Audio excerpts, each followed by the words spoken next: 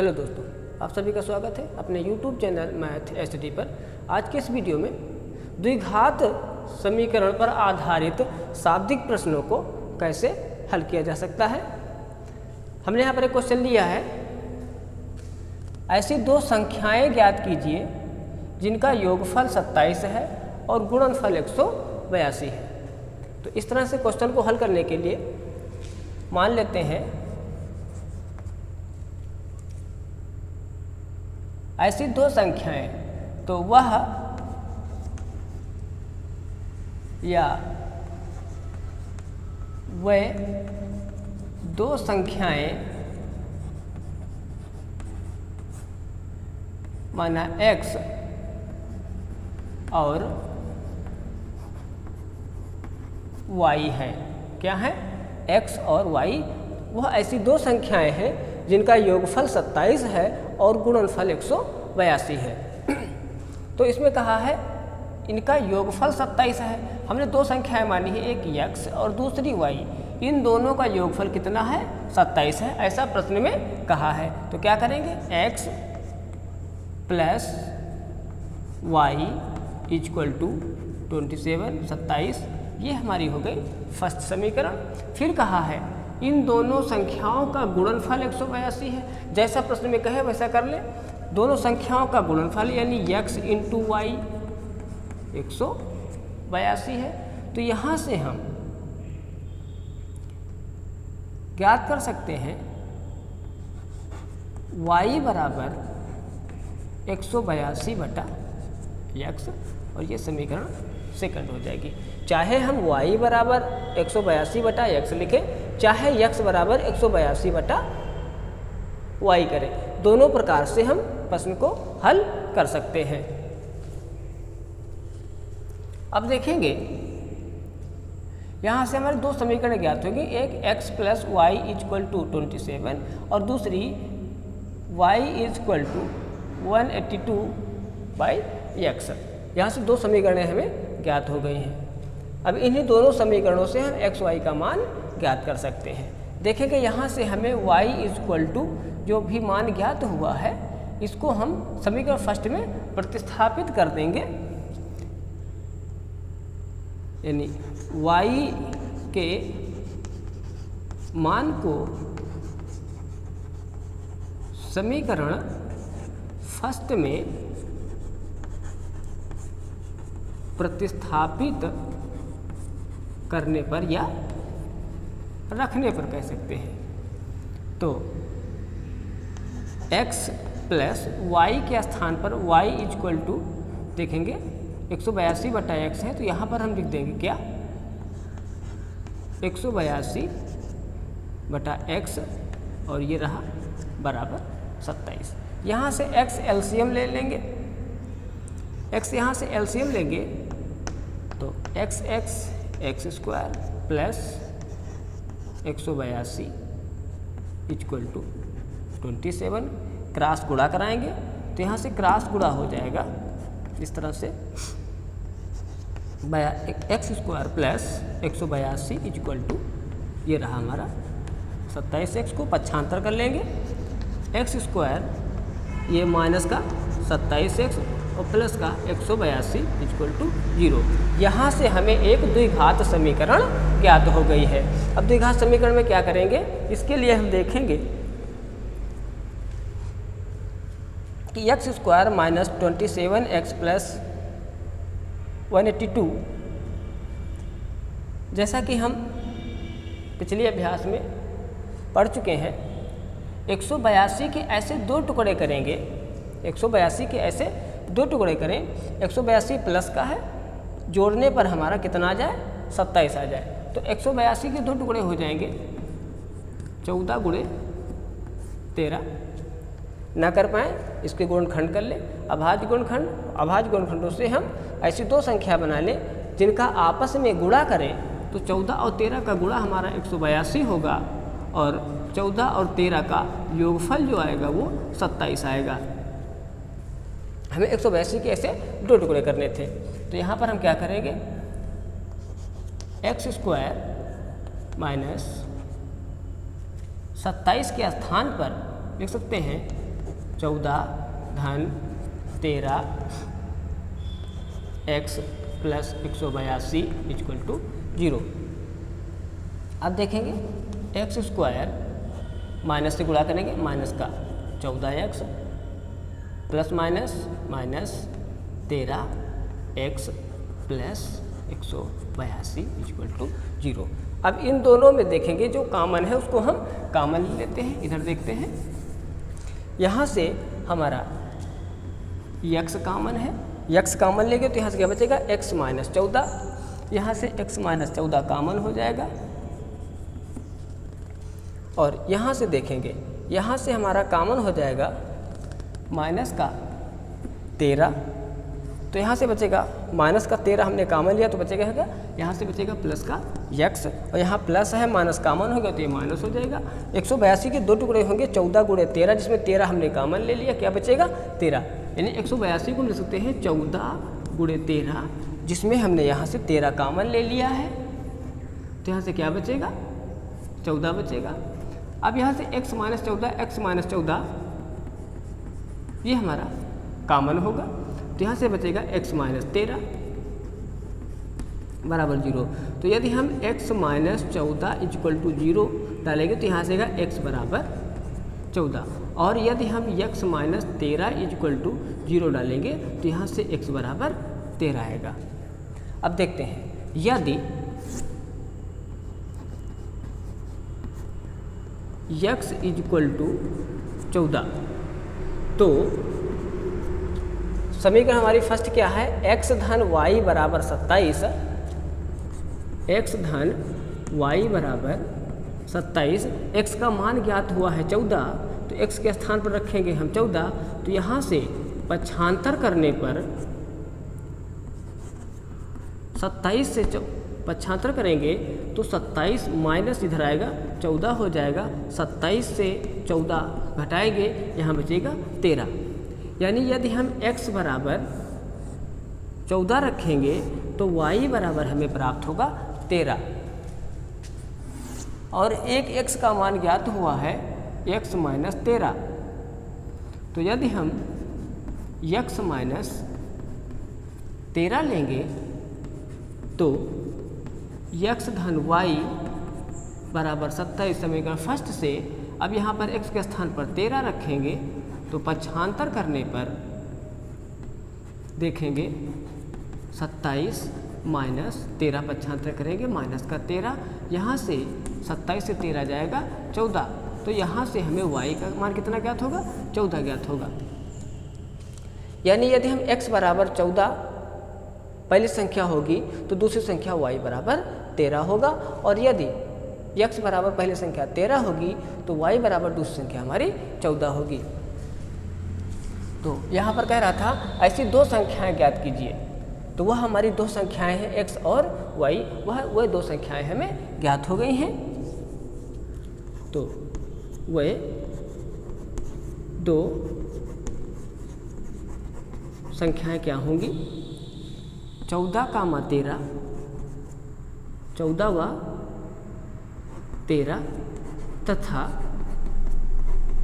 13 व 14, ये हमारी दो संख्याएं होंगी जिनका योगफल देखेंगे तो 14 और 13 का योगफल 27 और 14 13 का गुणनफल 182। यहाँ देखेंगे 13 14 का योगफल 27 और 13 14 का गुणनफल 182, यानी यहाँ से सिद्ध होता है कि हमारा प्रश्न का जो आंसर है वह सही है।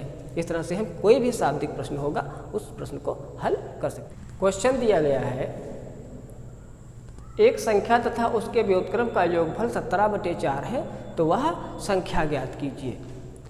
बहुत सिंपल सा क्वेश्चन है। यहाँ पर हम मान लेंगे वह संख्या बराबर x है, तो संख्या का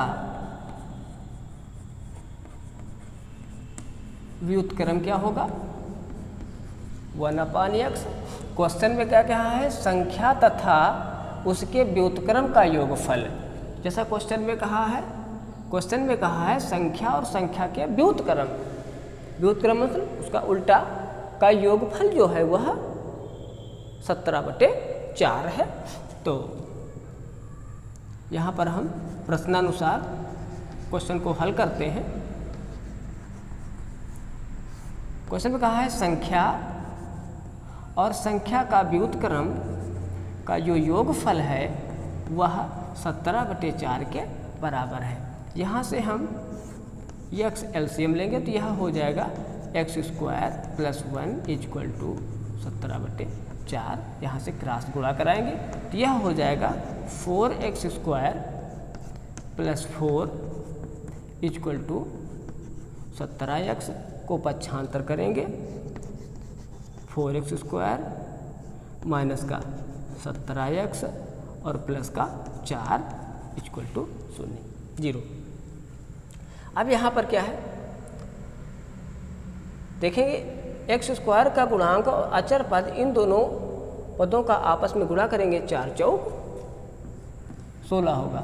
अब 16 के ऐसे दो टुकड़े करने हैं कि जोड़ने पर 17 आवे, तो 16 1 के 16, 16 1 17 होगा। तो यहाँ पर दो हमारी संख्या क्या हो जाएंगी, 16 × 1, गुणा कराया 16 आ गया, और जब जोड़ेंगे तो 17 आ जाएगा। तो देखते हैं 4x² माइनस 17 के स्थान पर 16 धन 1 प्लस x प्लस 4 = 0। यहाँ से गुणा कराते हैं तो plus minus 16x plus minus 1x और प्लस का 4 = 0। इन दोनों में देखेंगे कॉमन क्या है, 4x कॉमन है यहाँ से, तो यहाँ से बचेगा x माइनस 4 चौक 16, 4 कॉमन हो गया, यहाँ से बचेगा 4, x माइनस 4x। यहाँ से कॉमन क्या हो जाएगा, माइनस का 1, माइनस 1 कॉमन लेंगे तो यहाँ से माइनस का x हो जाएगा प्लस का x, ये प्लस हो जाएगा माइनस, और यहाँ से बचेगा -4 = 0। अब इन दोनों में देखेंगे यहाँ से तो x माइनस 4 हमारा कॉमन हो जाएगा, तो बचेगा 4x माइनस 1 = 0। अब देखते हैं यहाँ से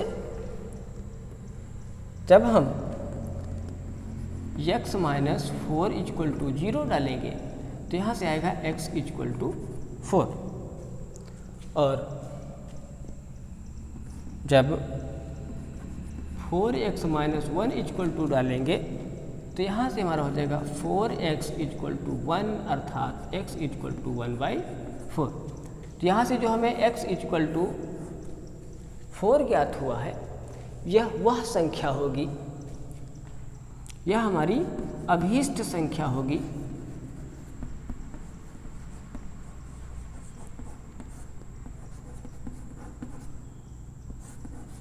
चेक करना चाहें चेक कर सकते हैं। क्वेश्चन में कहा था संख्या और संख्या के व्युत्क्रम का योगफल 17/4 होगा। तो संख्या हमारी कितनी आई है, 4, इसका व्युत्क्रम 1/4, इनका हमने योगफल किया। ये देखेंगे यहाँ से 4 एलसीएम होगा, 4 चौक 16 धन 1, 16 1 17, 17/4। क्लियर हो गया, यानी हमारा प्रश्न का जो आंसर ज्ञात हुआ है वह क्या है, सही है। इस तरह से हम किसी भी शाब्दिक प्रश्नों को बहुत ही आसानी के साथ ज्ञात कर सकते हैं। क्वेश्चन दिया है हंसों के एक झुंड में से उनकी संख्या के वर्गमूल के 7/2 गुने तालाब के किनारे खेल रहे हैं और बचे हुए 2 पानी पर तैर रहे हैं, तो हंसों की कुल संख्या ज्ञात कीजिए। क्वेश्चन ही बहुत अच्छा है, देखेंगे इसको एक बार फिर पढ़ लेकर देखते हैं। क्वेश्चन कहा है कि हंसों के एक झुंड में से, क्या कहा है, हंसों के एक झुंड में से उनकी संख्या, उनकी जो भी संख्या है उस संख्या के वर्गमूल के 7/2 गुना, कितना, उनकी संख्या के 7/2 2 गुना जो है तालाब के किनारे खेल रहे हैं। शेष 2 बच जाते हैं। कितने बच जाते हैं? 2 बच जाते हैं जो पानी में तैर रहे हैं। तो उन हंसों की कुल संख्या कितनी है हमें इस प्रश्न में बताना है द्विघात समीकरण बना करके। तो देखते हैं, यह जो शाब्दिक प्रश्न दिया गया है हमारा कि हंसों झुंड में से हंसों की संख्या ज्ञात करनी है। उसके लिए क्या करेंगे, सबसे पहले मान लेते हैं कि हंसों की कुल संख्या क्या है। तो मान लिया कि हंसों की कुल संख्या x² है। x² क्यों माना है, ये भी समझने की बात है। हम x भी मान सकते थे। यहाँ पर कहा है झुंड में से उनकी संख्या के वर्गमूल। यदि हम x मानेंगे और इस संख्या का हम जब वर्गमूल ज्ञात करेंगे तो इस पर रूट लगाना पड़ेगा, और x² पर जो रूट लगेगा तो वह रूट हट जाएगा और हमारा x संख्या बचेगी, जिससे हमें हल करने में थोड़ा आसानी रहेगी। इसलिए हम यहाँ पर हंसों की कुल संख्या को x² मान लिया है। और प्रश्न को हल करते समय में हमें रूट को हल नहीं करना पड़ेगा। तो हंसों के एक झुंड में उनकी संख्या के वर्गमूल के 7/2 गुने तालाब के किनारे खेल रहे हैं। तो मान लिया हंसों की कुल संख्या x² है। कितनी है? x² है। शेष 2 पानी में तैर रहे हैं। तो संख्या के वर्गमूल के 7/2 गुना तालाब के किनारे खेले हैं। अब जैसा जैसा प्रश्न में कहा है वैसा वैसा कर लेते हैं। हमने संख्या मान लिया है कितनी? x²। यहाँ पर प्रश्नानुसार निकाल लेते हैं। प्रश्नानुसार में सबसे पहले कहा है संख्या के वर्गमूल का 7/2 गुना। संख्या कितनी है? x² का वर्गमूल √x। क्या कहा है? 7/2 गुना 7/2 गुना कर लिया। ये इतने जो हैं वह तालाब के किनारे खेल रहे हैं, जिसमें 2 पानी पर तैर रहे हैं। 2 पानी पर तैर रहे हैं। इतने तालाब के किनारे खेल रहे हैं और 2 पानी में तैर रहे हैं। अगर इन सबको आपस में जोड़ दें तो हंसों की जो कुल संख्या है उसके बराबर हो जाएगा। हो जाएगा नहीं हो जाएगा?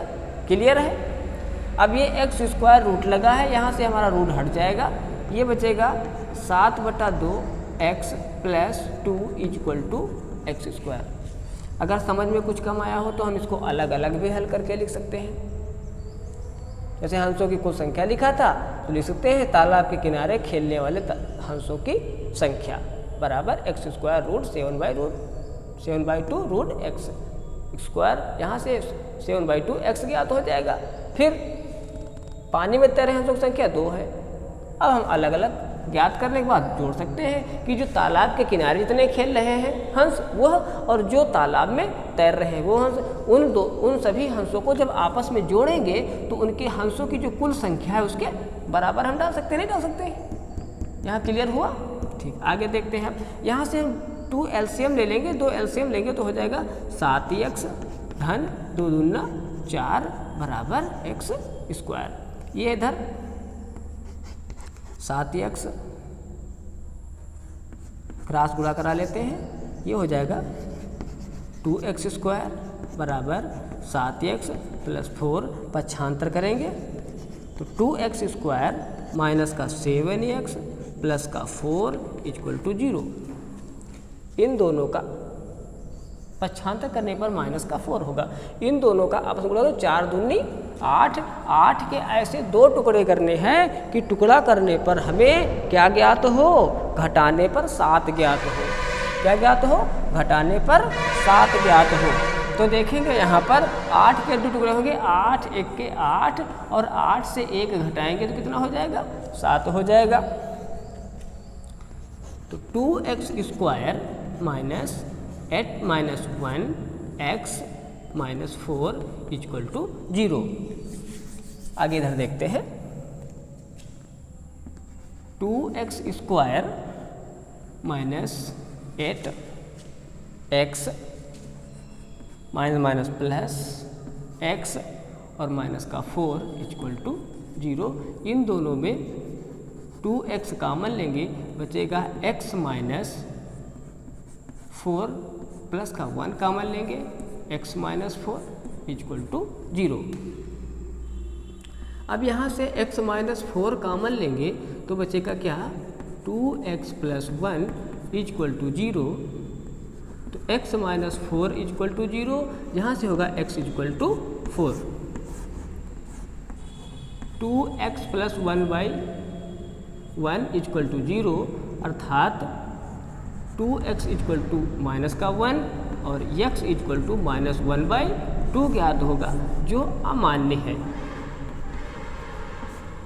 यहाँ से x इक्वल टू 4 आया है, अतः